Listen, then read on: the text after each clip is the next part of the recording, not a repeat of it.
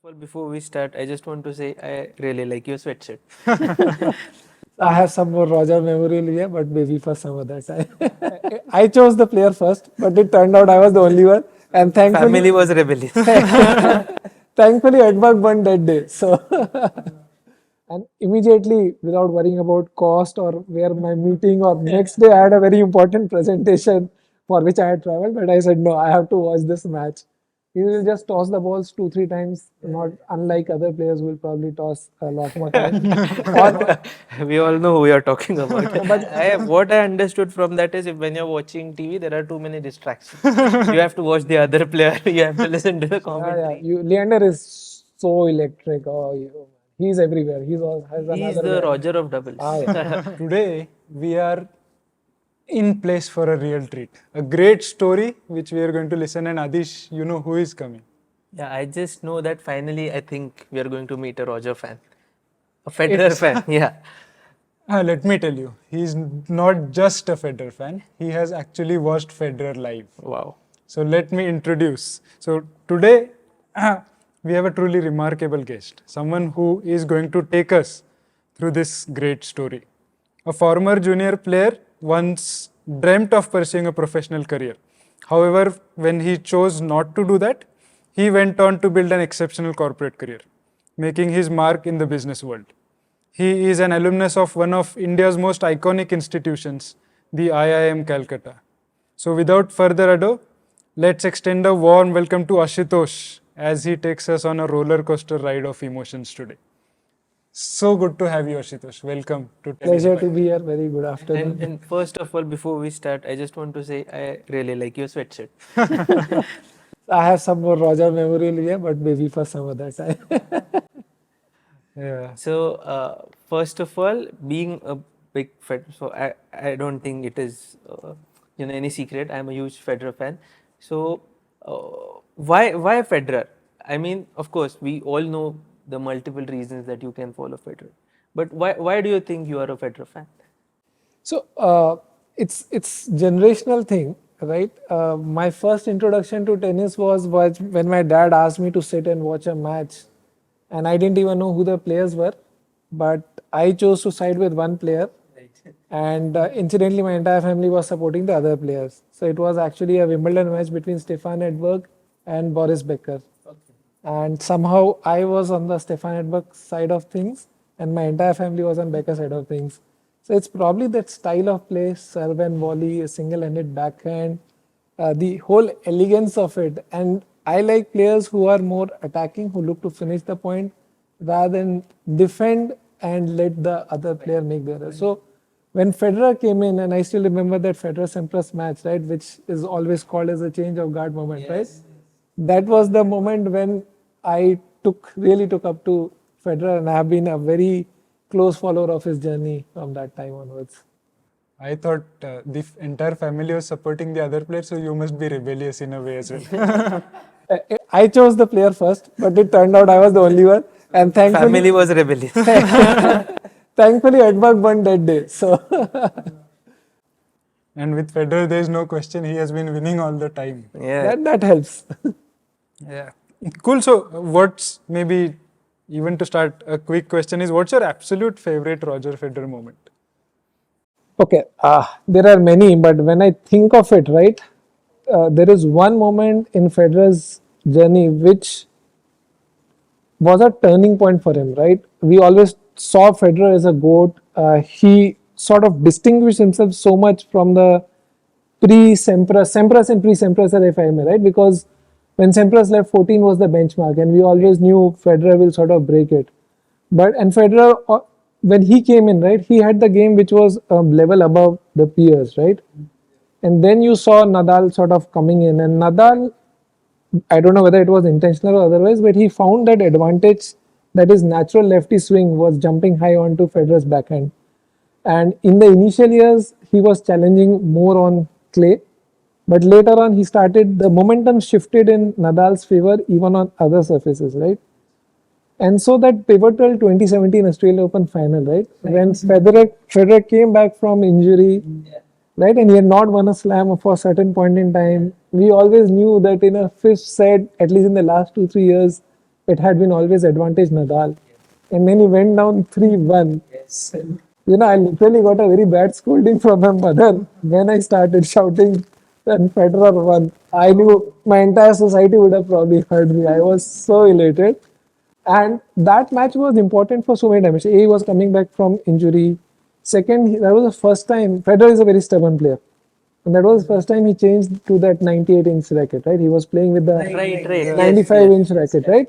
And because the hitting was zone bigger, hitting yeah. zone was so small in the smaller racket, right? His backhand was always compromised, and in fact, Nadal had exposed the weakness which every player had started sort of hitting on, and to come up to make that change, being able to adapt so quickly, and win against Nadal in a Grand Slam final, right, where he had been losing to him. Yeah, I still remember he cried a lot in one of the earlier finals when he had lost, right? And because that was number 17 for him, and then he went on to win 3 more. But more importantly, he was able to beat Nadal on any other event, any other surface other than clay after that. And that made their rivalry even. Otherwise, it would have been a skewed rivalry. Nadal would have been well ahead, right? And Federer probably would not have been in the GOAT conversation. See, because when we always do a GOAT conversation, it's always 3 players, right? Then you always get Djokovic in the picture. But if you follow Djokovic and Federer, right, I always believe their games have been on par. And Federer always had the advantage. Federer always had his match with Djokovic on his racket. Yes, it's a different story that 3 times he lost on his 40-15 Correct. up. Yes. But match was always on Federer's racket. And on faster courts, Federer would always win, right? Yes, it's a different story. They had the 3-1 Wimbledon, but when Djokovic was an upstart, Federer was having an upper hand. When both were sort of in their prime, Federer was still having a slight upper hand, right? And Federer, the interesting stat about Federer and Djokovic is both have beaten each other on all surfaces in Grand Slams. Right. That is not true with Federer and Nadal because Federer has not yet beaten Nadal on Roland Garros, right? So to me, that one match made Federer stay relevant in the GOAT conversation. And it would have been a shame because from a game perspective, from an aesthetics perspective, and from a presence perspective, right? Federer is royalty to me, right? And we will talk about that a little bit. But if that match had not happened or Federer had not won the match, so to me, that is the singularly most important match that Federer has ever won. Wow, that Yeah, was that quite that was an quite answer. something. But on an unrelated topic, I also want to share one match, which I feel is almost as important as this one, and it is the 2012 Wimbledon final between Federer and Murray. And of course, not a big gap, but Federer had not won a Grand Slam since 2010, and there was a 2 year gap, which was a first for Federer because after 2003 was absolutely dominating. And again in that match he was one set down against Murray, and it rained, the roof closed, and then it was just pure class. Tactical adjustment. Yeah, because when the roof is closed, the conditions are perfect. So Yeah. yeah, yeah, comes into play. Yeah, so I think that is also a very important match for him. Anyway, yeah. Yeah, so no, let's start with the build up to that day, for which I think we are hosting this episode, and the viewers would love to hear the entire excitement that was racing in your heart. So I've been a Federer fan like forever, right? As I said, the change of guard moment when he defeated Sampras, right? He was not yet number one, right? But then he started going up. You remember his match against Agassi in the US Open final, which was Agassi's last match, right? When he had defeated in 4 sets, right? But I had been watching him on TV, right? And you are glued to a television set when Federer is playing. The important part is even if it's a one-sided match, you will still like to watch Federer play. It's like when Tendulkar is playing, you always want to watch Tendulkar, or when Dhoni is playing, right? You know something is happening and you are glued to the television set. Not true with probably most of the other players, right? So I was always yearning to watch, right? I happened to be in US. I actually made a plan for 3 days, right? To go to, I was in Dallas, right? So I said this year US Open, I have to go and watch, right? I booked 3 days. I used a combination of center court passes, ground passes, and to my bad luck, right? I saw almost everyone play. I saw the amazing match between Andy Murray and Stan Wawrinka, which Stan produced an upset 4 set. I watched Djokovic action. I watched the Williams sisters in action. I saw very up close Leander Pace, Sania Mirza, and others playing. I still have the autograph of Leander Pace after he won one of his matches, right? But to my sheer bad luck, I couldn't even catch a glimpse of Federer, right? Uh, After that, I had planned to go on for some other tournaments, but then Federer didn't show up for that tournament for some reason or the other. So that was always rankling that I need to go watch Federer. 2010, I came back to India, and then I started. My job required me to travel a lot overseas. In one such trip, it happened that I was traveling to Qatar, and incidentally, to my good luck, Doha Open was happening at the same time. And Federer has had a good record, and he always used to come and play. And I reached there on the day, and I figured out it's scheduled. Let's find out the tickets. And I saw that Federer Songa match is scheduled. And immediately, without worrying about cost or where my meeting or next day, I had a very important presentation for which I had traveled. But I said, no, I have to watch this match.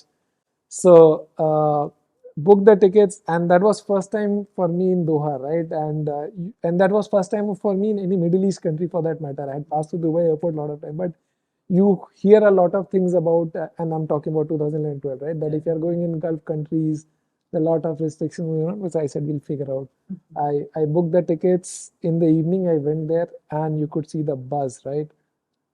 Federer is event in himself, right? So, and it was a match against Songa. It was a quality lineup, and a lot of other a lot of fans were showing up, all with the Federer placards and all. I was more in a corporate setup because I had not really gone with my gear, but that's fine, I think, for the course.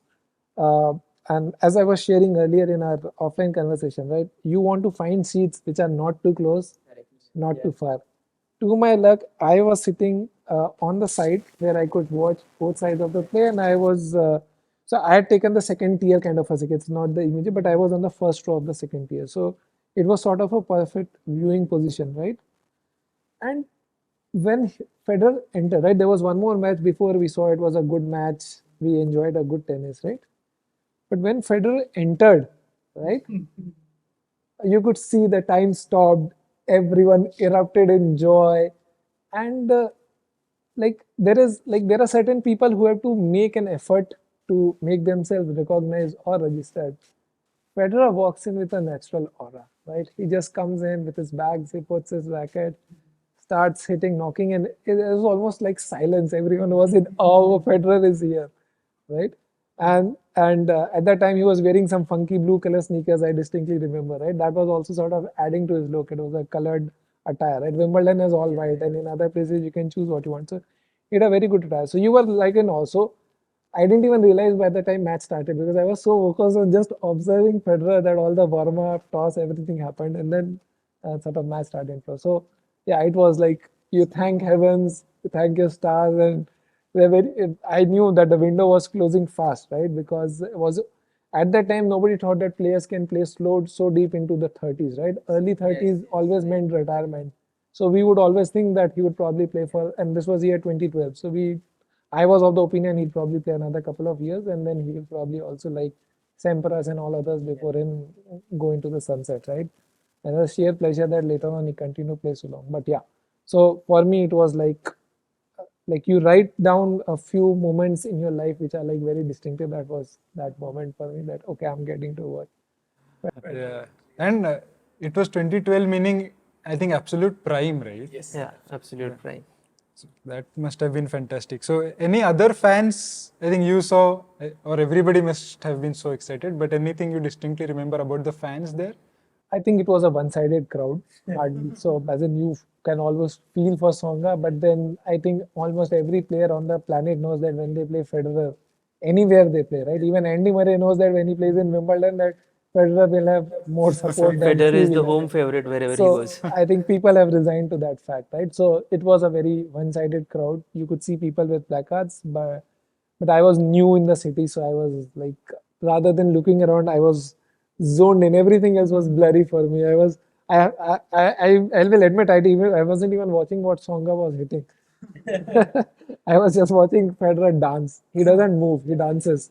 He doesn't move, right? I was just amazed. He's not running. He's everywhere. He's Without not a sweat. running. Yeah, no sweat, Nothing. nothing. Yeah. Yeah. So during the break also, I am not sure. So we see the ads, but during the break, what did you see? it moves fast. Federer plays very fast, right? He's on to the court Yes. way before his opponent is. And yes, he will take the breaks. It was actually a tightly contested match. He won the first set easily. Second set, Tsonga had an upper hand for most of the part. I think it went to third set. Now even the scores are blurred, or it was a tie break, one of the two things. Then Federer eventually obviously won. But you could see that match was always on Federer's racket. And I think that's, as I said, that's something that I like, right? I don't want my opponent to dictate the play. I want to win or lose on my terms, right? So, and that's always the case with Federer. He always wants to play aggressive tennis and play positive tennis, right? Uh, so it was more, I think, well, quite a lot of things that I sort of was mesmerized about in that day, right? His service motion is so smooth and fluid. He will just toss the balls 2-3 times, not unlike other players who will probably toss a lot more times. We all know who we are talking about. But there are a couple of players, right? It's not about Djokovic alone. I know Djokovic comes as an obvious example, but if you think back, even Nadal used to take a lot of time, especially between his first serve and second serve. Right? Federer has a very no-nonsense approach to playing tennis, and he will just toss the ball, and you know that he will hit his spots. And it's not like there is a monotonity in his game. You don't know whether he's hitting down the tee, or he's gonna hit wide off serve, or he'll hit a body serve, or he'll drop in a kick serve. So, and then every second ball he might even run into the net, or he might choose to stay back, right? So, kind of all the different things that he was doing, and as I said, right, you see other players running. With Federer, the one thing that you notice and you keep noticing, he is not running, but he's everywhere. His movement is so fluid, and that's what I think. I wrote a blog about it, and that's the one thing I said, right? I've watched a lot of other players play. You see them running, you see them moving. Federer, you see him gliding. That's one thing you notice and you love about it, right? It's like, I think a lot of people have written, right? I think Wallace or someone had written a very good poetry in motion. He has been matched to an opera.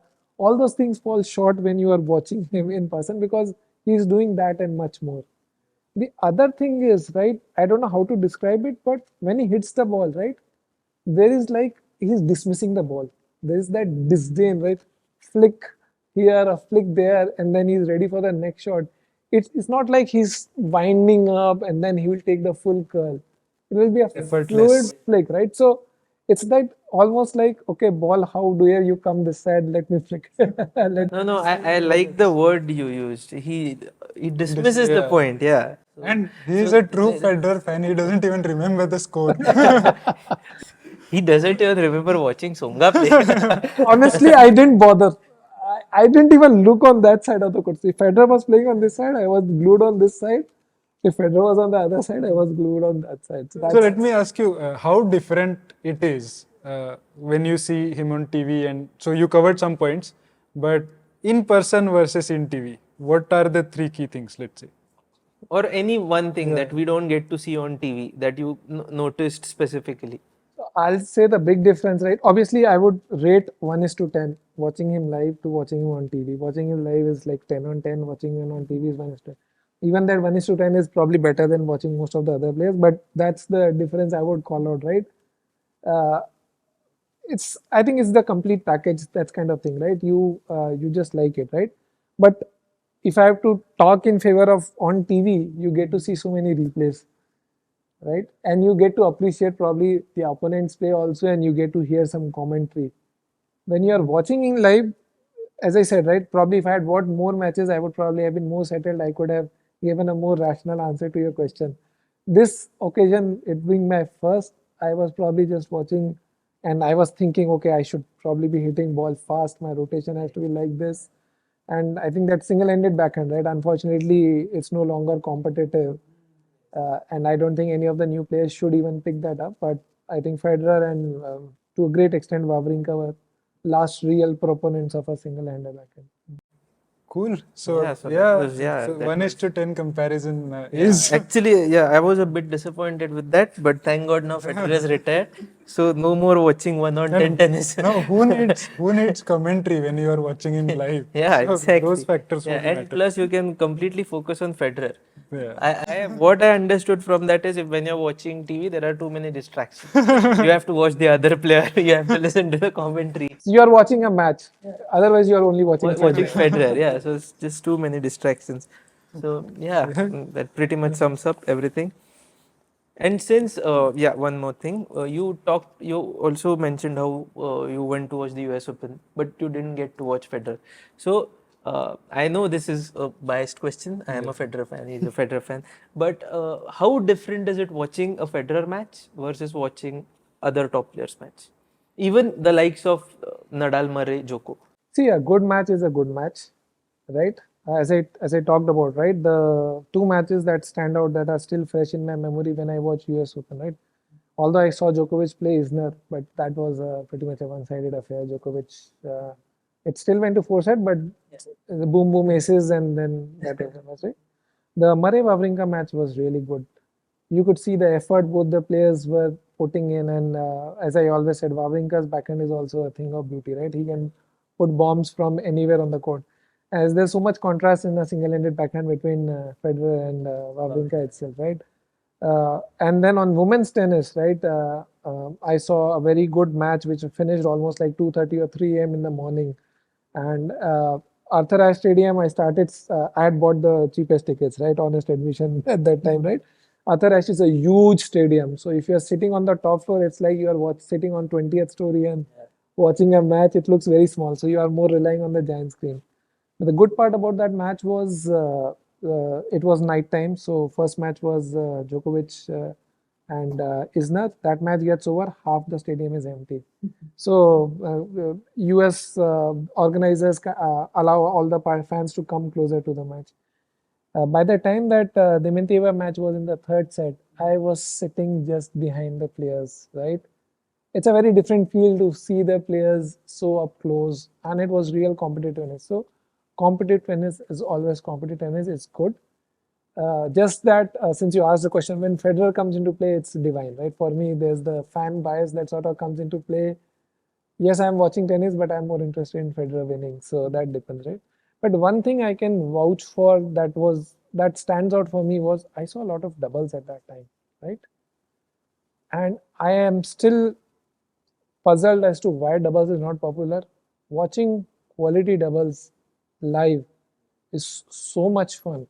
It's so fast. The amazing reflexes, overheads, the kind of volleys and blocks, right?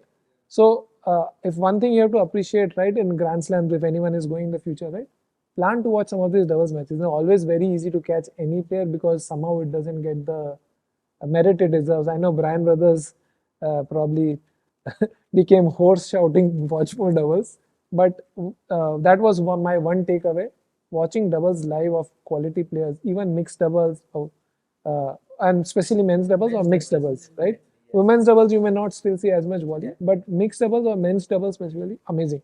So that is what was one other takeaway that's not doesn't get as much respect as it should get, but the quality is really good, right? And we have the god of doubles, Yeah, Leander yeah. and Mahesh. Leander is so electric. Oh, man. He's everywhere. Has He's another the guy. Roger of doubles. He has a great Especially vibe. then Leander and Martina Navratilova pairing. That was my all-time favorite mixed doubles pairing. Absolutely. Cool. So, any thing you want to highlight which, after being a Federer fan or just following Federer, impacts your life in general?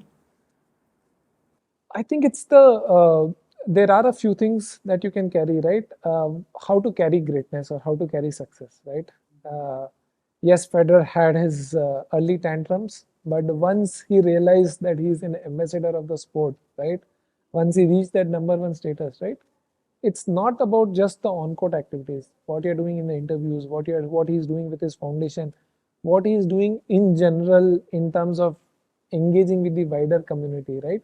So how to carry brilliance gracefully, right? How to, and I think even the Liver Cup, right? The way he could bring a lot of different players together the way he could unravel the, otherwise, right, it's a very individual sport, right? You don't get to see players interact. And Davis Cup, for whatever it's worth, will never give you that kind of opportunity, right? Because it's still you representing country. But a true camaraderie kind of a thing, that to me is also a gift from him to the sport. And I do believe he's probably taking a pause, but I would love to see him in a coaching avatar or in a commentator avatar, because he's a good reader of the game, right? You don't become successful unless you can read the game, you can read your opponents well, right? So it will be very interesting to see him on the other side, sharing his insights and obviously helping take the game forward. Okay, so let's have a small quiz. One Federer fan to another Federer fan. I have only seen him on TV. so let's see. Okay, so first Grand Slam final opponent for Federer. Who did he play in the finals? It was a Wimbledon final, for sure. Yeah. It was 2003 Wimbledon final. Yes, but I'm trying to remember who he played.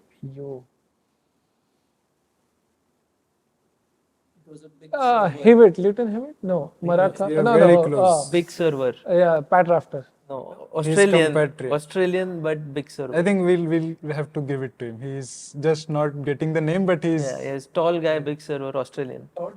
No. Sorry, Todd Martin. Huh? Mark Philippus. Mark Philippus. Yeah, okay. That's I was saying Pat Rafter, but I had Philippus. I was feeling that you have him in your mind, Yeah. but just not able to remember. Okay. Federer has never lost to Nadal at the US Open. Is this true or false? Is this right or wrong? It is true. Okay, he's right actually. They have never played at US Open. Interesting fact. Federer and Nadal have never That's played. I don't remember him losing, but Yeah. yes, they never showed up together. Okay. Which 1000 Masters titles has Federer never won? There are 9 overall throughout the year. I know it's one of the clay ones. Yeah, you are right. So I think it must be Rome, because he has won the other one. Yeah, you're right. Rome he has never won, and he has also never won Monte Carlo. And Rome, I remember him playing an amazing match with Nadal, which was a 3-setter, but almost went he for lost. And he won the Madrid Open that year. Madrid, because the surface is fast, he could win. Yeah. And that surface was also colored in blue. Blue once. Yeah, it was. And earlier it was hard also. That also Federer Madrid Open. All right. So we just talked about the Federer Sampras 2001 match, the changing of guard moment. Who did Federer lose to in that tournament? We of course know he didn't go to win on. He lost to the next round itself. Yeah, you're right. And he lost to some regular player. You'll have to help me out on this one. I'm not. He lost to Tim Henman. Tim Henman, yes, I know. Okay. But I think Tim from Henman then lost- on, from then on, He has never lost to Henman, yes. And Henman, I think, also again exited in semi-final in that. Yes. Correct. He lost to Ivanisevic. Henman lost to Ivanisevic. Who partnered Federer in doubles when he won the Olympics gold? 2000. Right. And I still remember those weird celebrations that they did at the end of the match. So. and last one, which is the last Grand Slam that Federer won? The last Grand Slam that Federer won is, I think, Australian Open. Yeah, He's the got epic match against Nadal. No, the one after that. Okay, after that, yeah. After that, yeah. I think it was Cilic finals. Not sure. Actually, I'm not sure. Yeah, about all that. the three of us have lost the quiz. Number 20, right? Yes. I think Wimbledon before that was Cilic. I'm not sure about.